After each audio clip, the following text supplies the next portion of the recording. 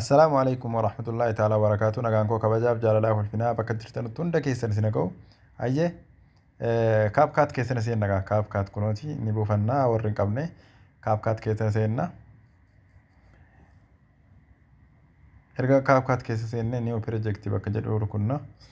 achi booda bakka viidiyoon keenya jiru dhaqnee viidiyoo keenya ni fudhanna viidiyoon keenya kunooti aadiitti gona ayyee sana booda bakka kana rukunne mee viidiyochaa hordofnu gaa isa kaaniin garaagarummaa qabu viidiyochi ayyee inni jalqabaa fakkeenyaaf inni jalqabaa yoo dogongora ta'e jedhamee irra deebi'ame malee kan barbaadamu tokkichuma kana inni kun yoo shakkii meetii irra deebi'ame amma inni uffatamaa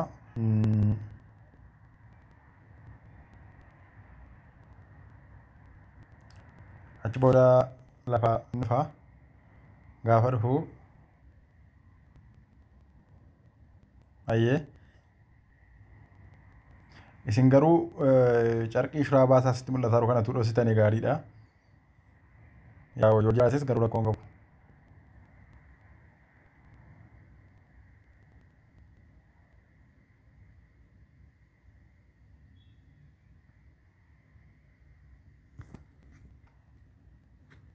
ayyee inni kun baay'ee lafaadha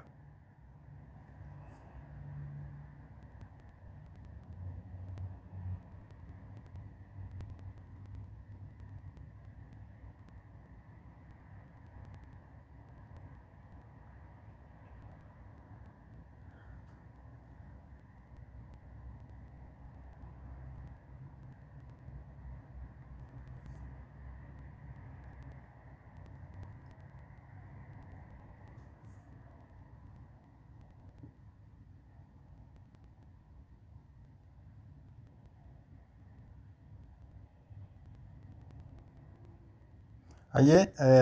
haala kanaan ni uffattu viidiyochi dheeraadha yaa'u dheereffachuus kanarra dheereffachuu barbaadanis uffataan hanga barbaadanis hintu godhata akkuma isa duraati jechuudha viidiyoo keessan irratti uffataa heddummeeffachuun xiqqeeffachuun ga'ee keessanii amma gara jalqabaatti deebine jalqabuuf fakkeenyaaf bakka kanatti bakka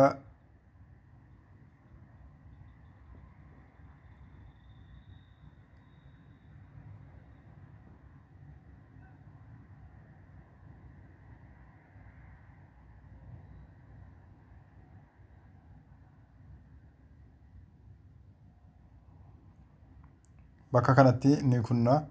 eessara kunnee kunna fakkeenyaaf yoo yeroo sanatti jalqabatti akkanatti jiraate fakkeenyaaf akkanatti jiraate bakka maqasii kana rukuttanii achi booda bakka lamatti garaagarummaa kunoo bakka lamatti isinii baasara achitti rukuttanii citeeraa jedhaadha bakka kanatti hamma fuulduratti akkana fuutan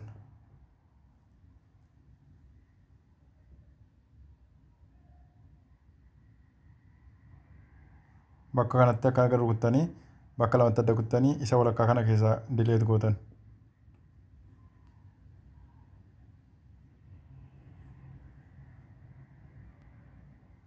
sanni bakka kanatti akkana ciniine kana xiqqoosii akkana buttan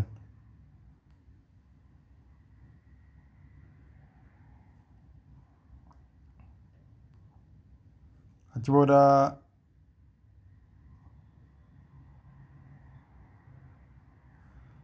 ammas bakka kanatti addatti kuttanii achi booda akkana sittanii amma inni ol fuudhu kana amma kanatti kuttanii bakka lamatti kuttan ammas isa walakkaa kana keessaa kuttanii bakka kanatti akkana kuttanii eddee inni bakka kanatti akkana bakka lamatti kuttanii achi booda eddeen uffatetti asittis bakka lamatti kuttanii isa walakkaa kana keessaa gubdanii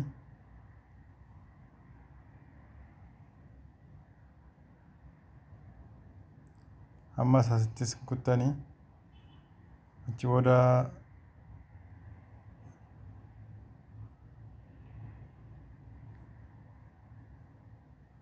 asitti keessa bakka lamatti kuttanii walakkaa keessa dileet gootanii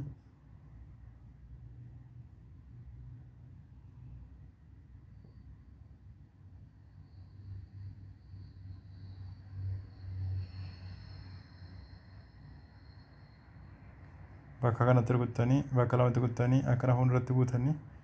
erga uffatee ka'ee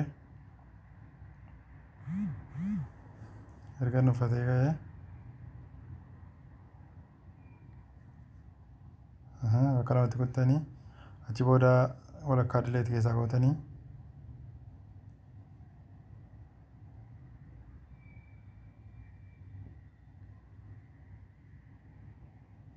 bakka lamatti kuttanii viidiyoocha dheeressuu waan hin barbaanneef amma walakkaa kana naanniisa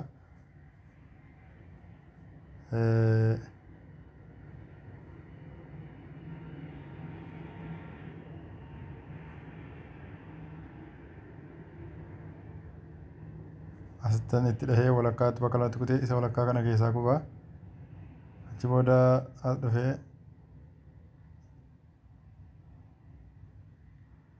bakka kanattan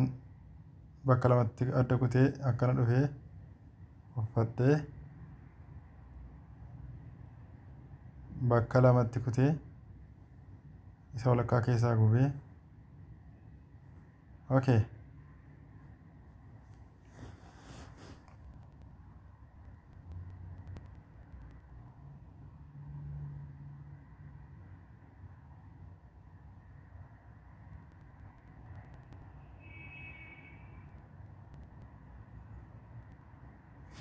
Sagalee waan waraabamaa jecha wanti godhaadha.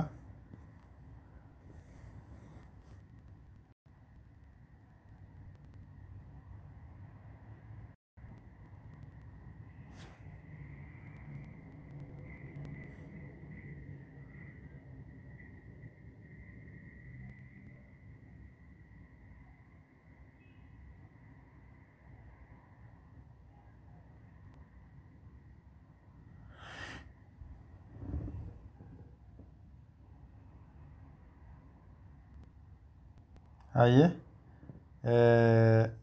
akkas gootanii gara dudduubaa kana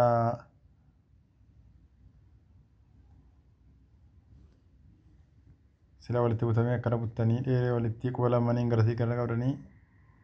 kaafkaatti ta'e dudduubatti kanarraa kuttu achi booda isii kanas dudduubatti itti kuttu hanga isin ga'u gaasintu beekaa.